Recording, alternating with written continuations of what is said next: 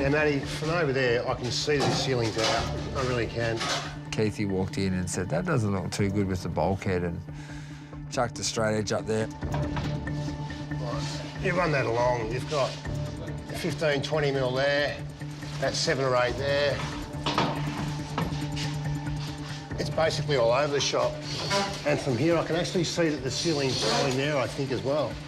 Yeah, it's just one of those things you just don't need, like, especially when you're scheduling. Serious, mate.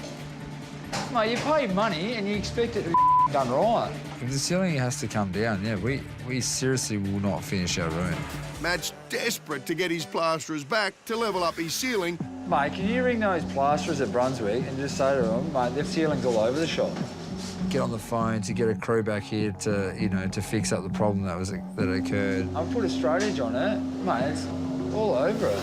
Matt and Elise's plasterers have done the luckiest of U-bolts. And we were probably lucky enough that they weren't too far away from the block, so they came back.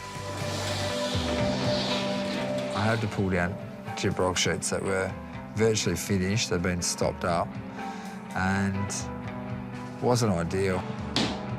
Glad it's happened now. I can get the sheets back up tonight and it'll dry and be sanded, so it should be fine. Crisis averted.